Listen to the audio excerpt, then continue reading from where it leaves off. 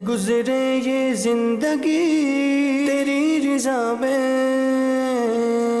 یا رب ہم سیکھ جائیں آداب زندگی۔ الحمدللہ رب العالمین، الصلاۃ والسلام علی سید الانبیاء والمرسلین، اما بعد فاعوذ باللہ من الشیطان الرجیم، بسم اللہ الرحمن الرحیم۔ رسول بے مثال بی بی آمنہ کے لال صلی اللہ تعالی علیہ وآلہ وسلم، صاحب حسن و جمال صلی اللہ تعالی علیہ وآلہ وسلم نے ارشاد فرمایا کہ جو شخص مجھ پر ایک مرتبہ درود پاک پڑھے گا، اللہ تعالی اس پر 10 رحمتیں نازل فرمائے گا، اس کے 10 گناہ معاف کر دیے جائیں گے، 10 نیکیاں اس کے لیے لکھی جائیں گی اور 10 درجات اس کے بلند کیے جائیں گے۔ صلو علی الحبیب صلی اللہ تعالی علی محمد صلی اللہ علیہ وسلم، صلاۃ و سلاما علیک یا سید یا رسول اللہ۔ اللہ تبارک و تعالی ہمیں کثرت کے ساتھ حضور نبی کریم رؤوف الرحیم صلی اللہ علیہ وسلم کی مبارک ذات پر درود و سلام پڑھنے کی سعادت نصیب فرمائے، آمین۔ نبی کریم رؤوف الرحیم صلی اللہ علیہ وسلم کی یادیں اور نبی کریم صلی اللہ علیہ وسلم کی اطاعت، نبی کریم صلی اللہ علیہ وسلم کی فرما برداری اور نبی کریم صلی اللہ علیہ وسلم کی اتباع، یہ وہ خوبصورت اور وہ پیارا وصف ہے کہ جو اس کو اپناتا ہے وہ دنیا کے اندر بھی اور آخرت میں بھی کامیاب اور کامران ہو جاتا ہے۔ حضرت بشر حافی رحمۃ اللہ تعالی علیہ کو نبی کریم صلی اللہ علیہ وسلم کی زیارت ہوئی۔ حضرت امام ابو القاسم قشیری رحمہ اللہ نے اس کو رسالہ قشیریہ میں بیان کیا ہے۔ فرماتے ہیں کہ پیارے آقا صلی اللہ علیہ وسلم نے جناب بشر حافی سے فرمایا، اے بشر، کیا تم جانتے ہو کہ اللہ تعالیٰ نے یہ تمہارے ارد گرد کے لوگوں میں سے تمہیں ہی یہ بلند اور اعلیٰ مقام کیوں عطا فرمایا ہے؟ تو آپ نے عرض کی، لا یا رسول اللہ، حضور میں نہیں جانتا کہ یہ مجھ پر کرم کیوں ہوا ہے۔ تو اس پر نبی کریم صلی اللہ علیہ وسلم نے پھر جو وجہ بیان فرمائی آپ کے عزت، آپ کے شرف، آپ کے مقام، آپ کا مرتبہ بڑھنے کی، اس میں پہلی بات تھی، فرمایا لِاتِّبَاعِكَ لِسُنَّتِي، اس لیے اللہ نے آپ کو یہ اعلیٰ مقام، یہ ولایت کے اندر اونچا درجہ اس لیے عطا فرمایا ہے کیونکہ بشر تم میری سنت کی اتباع کرنے والے ہو، اس کی پیروی کرنے والے ہو، اور اس لیے کہ تم میرے اصحاب و اہل بیت سے محبت رکھنے والے ہو۔ تو یہ ایک بات جو یہاں سیکھنے کو مل رہی ہے وہ یہ ہے کہ جو نبی کریم صلی اللہ علیہ وسلم کی سنتوں کی اتباع کرے، اصحاب و اہل بیت کی محبت اپنے دل کے اندر رکھے گا، تو دنیا کے اندر بھی اسے اعلیٰ مقام ملے گا اور انشاءاللہ اللہ کی رحمت سے، اللہ کے فضل سے آخرت میں بھی اس کا بیڑا پار ہوگا۔ مدنی چینل کے ناظرین، ہمیں اپنی سوچ، اپنے ذہن کو اور اپنی فکر کو نبی کریم صلی اللہ علیہ وسلم کے لائے ہوئے دین اسلام کے تابع کرنا ہے، اور دل میں نبی کریم صلی اللہ علیہ وسلم کی محبت کو بسانا ہے۔ تو انشاءاللہ یہ دین اسلام کے بتائے ہوئے احکامات کے مطابق یہ زندگی گزارنے کا پھر جو سرور ہے، جو لطف ہے، یہ انشاءاللہ ہمیں آتا چلا جائے گا۔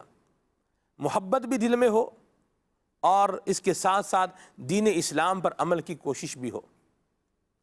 یہاں میں آپ سے ایک حکایت ہے، یہ شیئر کرنا چاہوں گا۔ دو کہہ لیجئے کہ حشرات الارض میں سے 2 کیڑوں کی، اڑنے والے جو ہوتے ہیں کیڑے، ان کی آپس میں دوستی ہو گئی۔ ایک بھنورا تھا کہ جو پھولوں پر نظر آتا ہے، گلشن میں رہتا ہے، اور ایک جو ہے وہ ایسا کیڑا تھا کہ جو مٹی کے گھر بناتا تھا۔ تو وہ کیڑا جو مٹی کے گھر بناتا تھا، اس نے بھنورے سے ایک دفعہ کہا کہ آپ بھائی جان ہمارے یہاں کبھی ہمارے علاقے میں آپ آئیں، ہم آپ کو اپنے گھر دکھائیں کہ کس طرح مٹی سے ہم گھروندے بناتے ہیں، تو آپ ہمارے ہاں تشریف لائیں۔ تو بھنورا جو ہے یہ اس کیڑے کے ساتھ جو ہے وہ روانہ ہوا، اور اس کیڑے نے کیا کیا ہوا تھا کہ اس نے مٹی کی چھوٹی چھوٹی گولیاں بنائی ہوئی تھیں اور چھوٹے چھوٹے مٹی کے گھر جو ہے وہ دیواروں پر بنائے ہوئے ہیں، اور یوں بڑا ایک سسٹم اور ایک نظام اس نے اپنی طرف سے یوں کہہ لیجئے کہ دکھانے کے لیے بنایا ہوا تھا۔ بھنورے نے اس کو دیکھا۔ اب بھنورا وہ تھا جو گلشن میں رہتا ہے، طرح طرح کے پھولوں کو جو ہے وہ دیکھتا ہے اور وہاں اپنا وقت گزارتا ہے، تو اس نے اس کیڑے سے کہا کہ آپ بھی کبھی مہربانی فرمائیں اور میرے گلشن میں تشریف لائیں کہ آپ کو گلشن دکھائیں، پھول اور اس طرح کے جو معاملات ہیں یہ آپ کو دکھائے جائیں۔ تو اس نے بھی کہا بھی ٹھیک ہے، میں چکر لگاؤں گا۔ چنانچہ وہ اس کے ساتھ بھنورے کے ساتھ اس کے گلشن میں آیا، اور گلشن میں طرح طرح کے پھول ہیں، کہیں اصلی گلاب جو ہے وہ اپنی خوشبوئیں مہکا رہا ہے، کہیں چنبیلی کے پھول ہیں، تو کہیں جناب علی موتیے کے پھول ہیں، تو مطلب بڑے خوشنما اور بڑے ہی پیارے پیارے پھول جو ہے یہ ایک بڑی ترتیب سے بڑے سلیقے کے ساتھ جو ہے وہ رکھے ہوئے ہیں۔ بھنورا اس کو ساتھ ساتھ وزٹ کرا رہا ہے، اپنی کالونی جو ہے اس کو دکھا رہا ہے۔ تو اس نے محسوس کیا کہ اسے کوئی خاص خوشی نہیں ہو رہی، اور یہ اس کو کوئی مطلب نوٹس نہیں کر رہا۔ تو بھنورا پھر بول اٹھا، اس نے کہا کہ میں آپ کے چہرے پر کوئی فرحت کے، کوئی خوشی کے آثار جو ہے وہ دیکھ نہیں رہا۔ تو اس نے کیڑے نے کہا کہ بھائی جان یہ کہاں آپ مجھے لے آئے ہیں، یہ آپ مجھے کیا دکھا رہے ہیں؟ بڑا عجیب سا یہ معاملہ ہے، بڑا عجیب سا علاقہ ہے۔ تو بھنورے نے اس کیڑے سے ایک بات کہی، اس نے کہا کہ آپ کے ذہن میں وہ جو مٹی کی گولی پھنسی ہوئی ہے، آپ ذرا اس مٹی کی گولی کو نکال کر کے میرے گلشن کو دیکھیں گے تو آپ کو پتہ لگے گا کہ خوشنمائی کیا ہوتی ہے اور خوشبوئیں کیا ہوتی ہیں، اور ان کے اندر جو ہے وہ رہنا کیا ہوتا ہے۔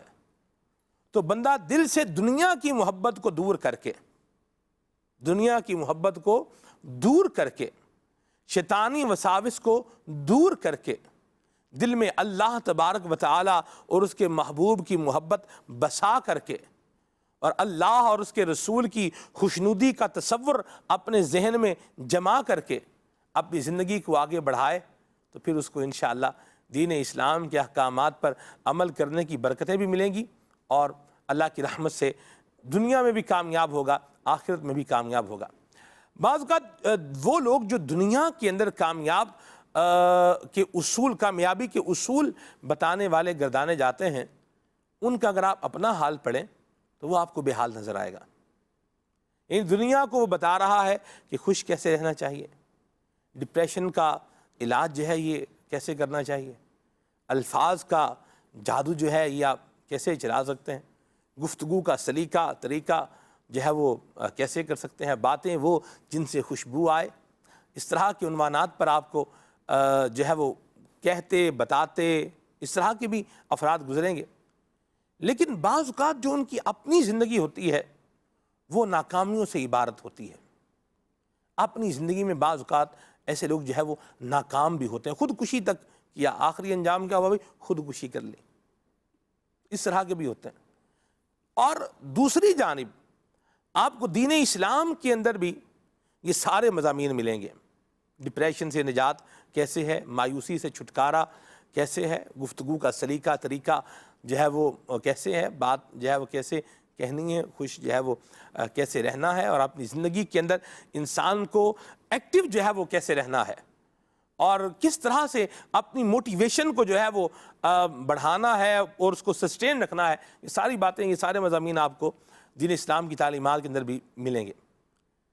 لیکن اس انداز میں جو دین اسلام بتا رہا ہے، اس میں جو معاملہ ہے یہ آپ کو ناکامی والا نظر نہیں آئے گا، اس میں کامیابی ہے۔ وہاں بتانے والا خود ناکامی کا شکار ہو رہا ہے، اور یہاں جو بتانے والے ہیں وہ بھی کامیاب ہیں، بلکہ ان کے لڑ سے لگنے والے کامیاب ہو گئے۔ تو فرق کیا ہے دونوں میں؟ فرق یہ ہے کہ ایک فلسفہ ہے، ایک حقیقت ہے، ایک فسانہ ہے، ایک کہانی ہے، اور ایک ریئلٹی ہے۔ بعض اوقات باتیں بڑی خوشنما سی محسوس ہوتی ہیں لیکن وہ پریکٹیکل نہیں ہوتی۔ آپ ان کو پریکٹیکل طور پر اپنی زندگی میں لے کر کے چل نہیں سکتے. بات تو بڑی ایک وہ ہوتی ہے بات، لیکن بات برائے بات ہی ہوتی ہے. لیکن حقیقت جو ہے، اسلام کی خوبصورتی یہ ہے کہ اسلام جو باتیں بتاتا ہے وہ فیکٹ بیسڈ ہیں، وہ ریئلٹی بیسڈ ہیں، وہ حقیقت پر مبنی ہیں، خالی ہوائی اور صرف باتیں ہی نہیں ہیں. وہ کسی کہنے والے نے کہا کہ ایک جو ہے وہ بچہ وہ کچھ تعلیم حاصل کر کے اپنے جو ہے وہ گھر پر آیا تو سامنے جو ہے وہ 2 انڈے رکھے ہوئے تھے. تو وہ اپنے باپ سے کہنے لگا کہ ابو جان یہ 2 انڈے نہیں ہیں، یہ 3 انڈے ہیں. اس کے باپ نے کہا بیٹا 2 ہی انڈے ہیں، 2 ہی نظر آ رہے ہیں. انہوں نے کہا نہیں جی 2 نہیں 3 ہیں. اب اس نے اپنی گفتگو یوں کہہ لیجئے، چرب زبانی کہہ لیجئے، یا الفاظ کا تانا بانا بننا جو ہے وہ شروع کیا، اور ایک افسانہ اور ایک جو ہے وہ تخیل جو ہے وہ بنانا شروع کیا، اور اپنے باپ کو قائل کرنا شروع کیا کہ یہ انڈے 2 نہیں ہیں بلکہ یہ 2 نہیں ہیں بلکہ 3 ہیں. تو باپ جو تھا وہ باپ تھا، اس نے کہا کہ بیٹا، اس نے 2 انڈے اٹھا لیے. اس نے کہا بھی یہ 2 تو ہو گئے میرے پاس، اور جو تیسرا انڈا ہے نا وہ آپ بنا کر کھا لیجئے گا. تو ایک ہے حقیقت، ایک ہے فسانہ، ایک ہے صرف کہانی، اور ایک ہے فیکٹ ریئلٹی. دونوں میں فرق ہوتا ہے. اسلام کے اصولوں کی خوبصورتی یہ ہے کہ اس میں آپ کو ریئلٹی ملے گی، اس کے اندر آپ کو حقیقت ملے گی، اس کے اندر آپ کو عمل کیسے کرنا ہے اس کے ذرائع، اس کے طریقے ملیں گے، اور پھر وہ فروٹفل ہے. آپ اس پر اس کو عمل کریں گے، اس کو پریکٹس کریں گے تو انشاءاللہ آپ کو اس کا نتیجہ بھی ملے گا. تو دین اسلام کی مبارک جو ہے وہ تعلیمات پر عمل کیا جائے، اور بندہ کبھی مایوسی کا شکار نہ ہو، اللہ کی رحمت سے امید لگا کر آگے بڑھتا جائے. اللہ کریم فرماتا ہے ان اللہ لا یضیع اجر المحسنین. اللہ کریم نیکوکاروں کے اجر کو ضائع نہیں فرماتا. یعنی بندے کی جو محنت ہے وہ ضائع نہیں ہوگی، بیکار نہیں ہوگی، اس کو ملے گا.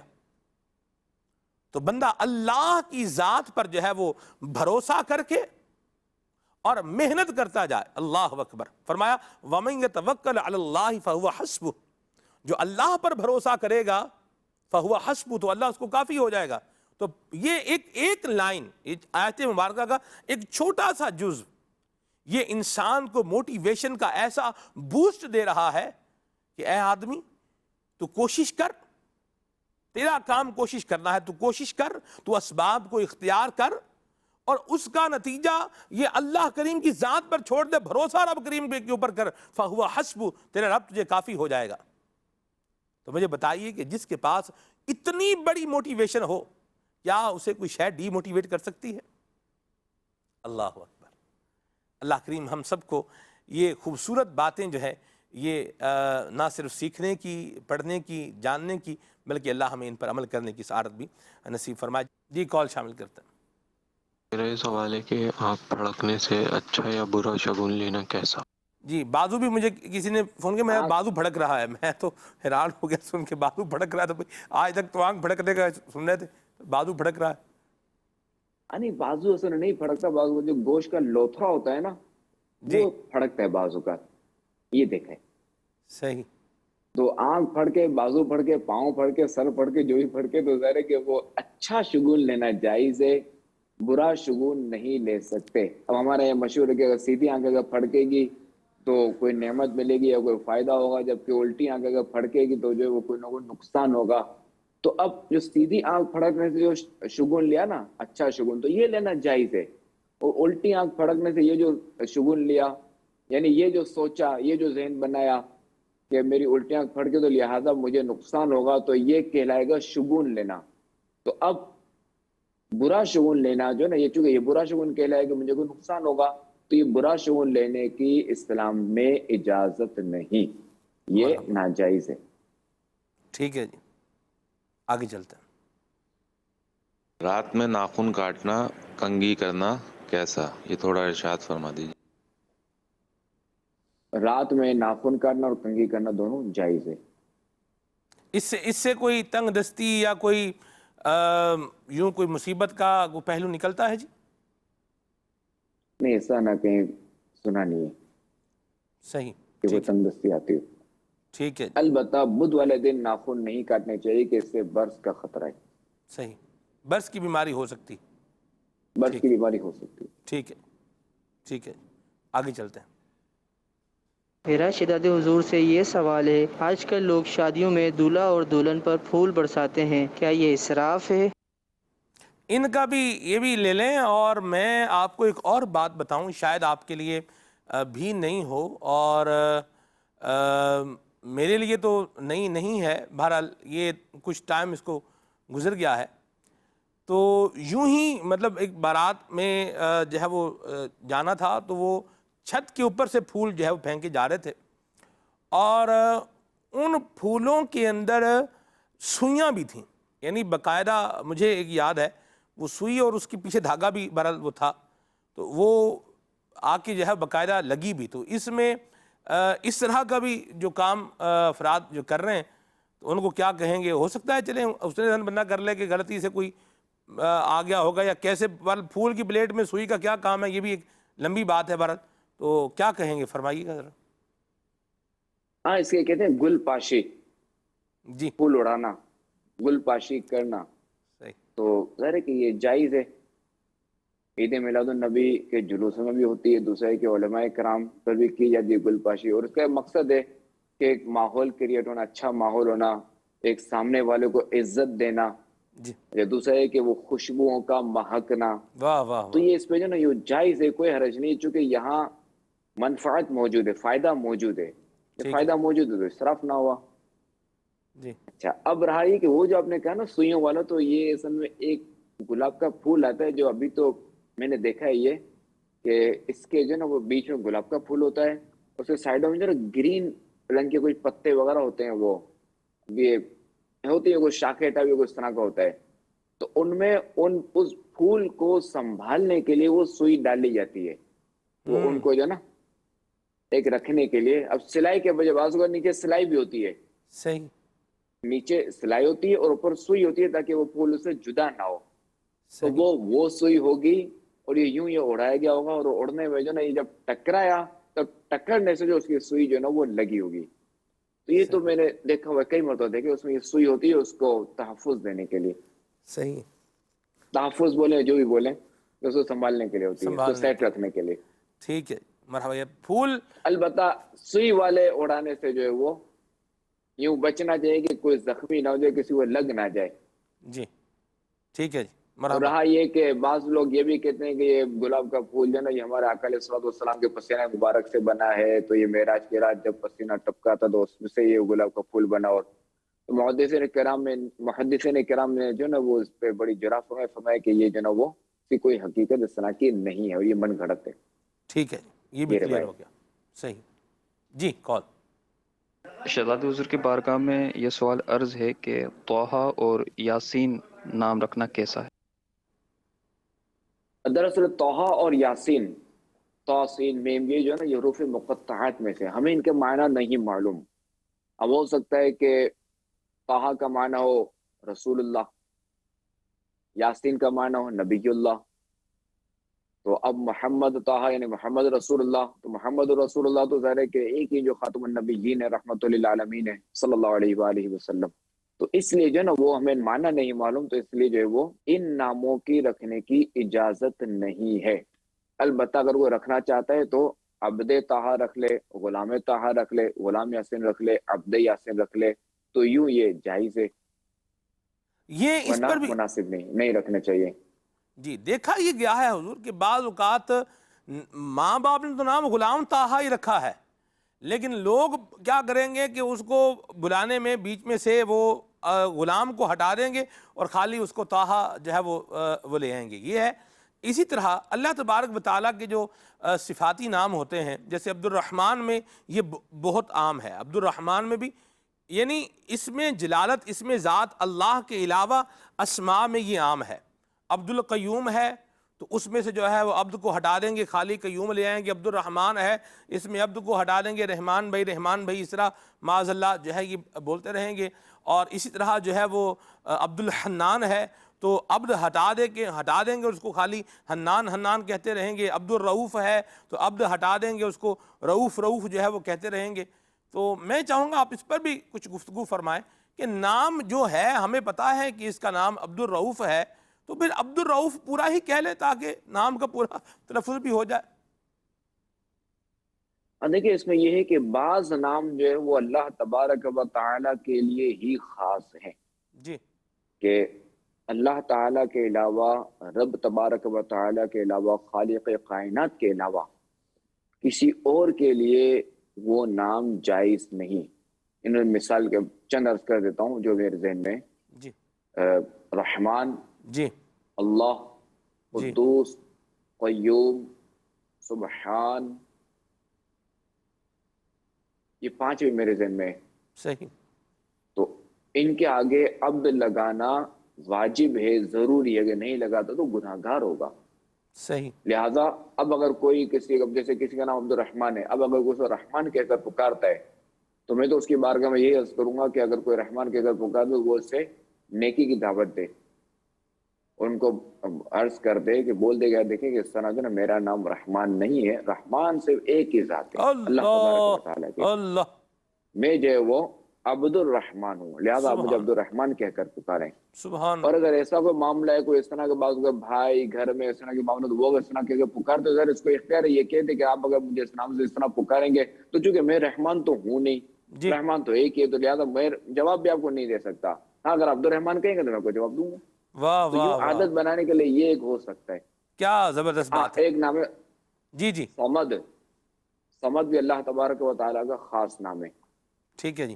اس میں سیدی اس سے پہلے بھی عبد لگانا ضروری ہے۔ جی جی اس میں حضور ایک چیز نوٹ کی ہے میں نے کہ نام کے اعتبار سے کہ گھر والے جس بچے کا جو نام لیتے ہیں نا جی، باہر والے بھی وہی نام جو ہے وہ اس کا تقریباً لیتے ہیں۔ یہ میرے مشاہدے میں ہے، آپ نے اس پر کبھی کچھ غور فرمایا ہو تو آپ بھی اس پر روشنی ڈالیں۔ تو گھر والے ہی جو ہے وہ مہربانی کریں کہ جب عبد الرؤوف نام رکھا ہے تو پھر اس کو عبد الرؤوف بھی بولیں، عبد الرحمن ہی نام رکھا ہے تو پھر اس کو عبد الرحمن بولیں گے، گھر والے عبد الرحمن بولیں گے، دوست عبد الرحمن بولیں گے، تو کوئی اور تو یہ عبد کے بغیر نام بولے گا ہی نہیں۔ آپ کا اس پر کیا تجربہ ہے حضور؟ اس پہ یہی ہے تو یہی کہ بعض کا بندہ جو نا وہ گھر ہی سے مشہور ہوتا ہے۔ جی جیسے بعض کا بچی کو جیسے گڑیا بولتے ہیں گھر میں، تو وہ جو نا بڑی ہو کر گڑیا ہی ہر جگہ کہلاتی ہے۔ اگر یہ گڑیا جو نا وہ نانی بن گئی، دادی بن گئی، گڑیا ہی کہلائے گی، تو گھر سے یہ مشہور ہوا نا۔ صحیح، ٹھیک ہے۔ اچھا رؤوف جو نا یہ جو ہے وہ اس کے آگے عبد لگانا لازم نہیں ہے۔ جی جی درست فرمایا۔ رؤوف جو ہے وہ غیر خدا کو بھی کہا جا سکتا ہے۔ جی صحیح۔ جی آگے بڑھتے ہیں تو بات کنکلوژن اس کا یہی ہے کہ جو نام ہو وہ پورا ہی نام لیا جائے، غلام طٰہٰ ہی کہا جائے، غلام یاسین ہی کہا جائے، عبد الرحمن ہی کہا جائے، تو یہ کاٹ پیٹ بندے کو اس طرح کی بہرحال نہیں کرنی چاہیے۔ چلیں جی آگے چلتے ہیں۔ بالکل۔ میرا آداب زندگی میں شہزاد حضور سے سوال یہ ہے کہ اکثر لوگ نماز پڑھ کر جب اٹھتے ہیں تو مصلی کا کونا الٹ دیتے ہیں، اس میں کیا حکمت ہے؟ بعض لوگوں کا کہنا ہے کہ کونا نہ الٹا جائے تو شیطان اس پر نماز پڑھتا ہے، یہ کہاں تک درست ہے؟ دیکھیں اس میں یہ ہے کہ مصلی بھی ایک طرح سے کپڑا ہی ہے، تو کپڑا استعمال کرنے کے بعد لپیٹ دینا یہ اچھی بات ہے، نہ کہ یہ خیال کرنا کہ شیطان نماز پڑھتا ہے تو وہ تو ہے ہی کافر، کہاں سے نماز پڑھے گا، وہ تو یہی مردود کافر ہے۔ تو خیر کونا نہیں لپٹنا چاہیے، پورا مصلی لپیٹ کے رکھ دینا چاہیے۔ صحیح۔ اور امام اہل سنت سید اعلی حضرت رحمۃ اللہ تعالی علیہ سے جو ہے وہ ان سے بھی سوال ہوا تھا کہ اکثر دیہات میں جو نا لوگ نماز پڑھ کے کونا لپیٹ دیتے ہیں، تو اس کا شرعاً ثبوت ہے یا نہیں؟ تو آپ رحمۃ اللہ تعالی نے جواباً جو ہے نا وہ 3 احادیث نقل فرمائی۔ تو ایک حدیث عرض کرتا ہوں۔ حضرت سیدنا جابر بن عبداللہ رضی اللہ تعالیٰ عنہ سے روایت ہے کہ خاتم النبیین صلی اللہ علیہ وسلم نے ارشاد فرمایا، کپڑے لپیٹ دیا کرو ان کی جان میں جان آ جائے، اس لیے کہ شیطان جس کپڑے کو لپٹا ہوا دیکھتا ہے اسے نہیں پہنتا، اور جسے پھیلا ہوا پاتا ہے اسے پہنتا ہے۔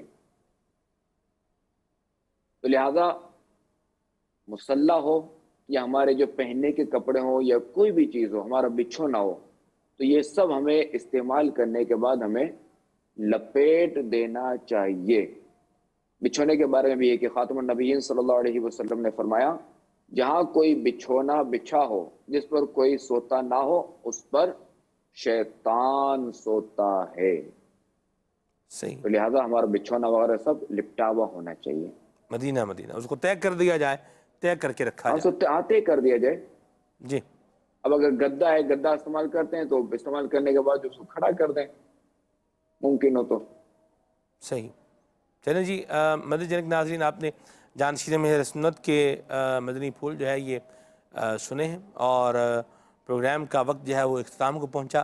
مدنی چینل دیکھتے رہیے، اچھے اخلاق، اچھے کردار کو اپنانے کے لیے دعوت اسلامی کے دینی ماحول سے وابستہ رہیے۔ صلو علی الحبیب صلی اللہ تعالی علی محمد صلی اللہ تعالی علیہ وسلم۔ گزرے یہ زندگی تیری رضا میں، یا رب ہم سیکھ جائیں آداب زندگی۔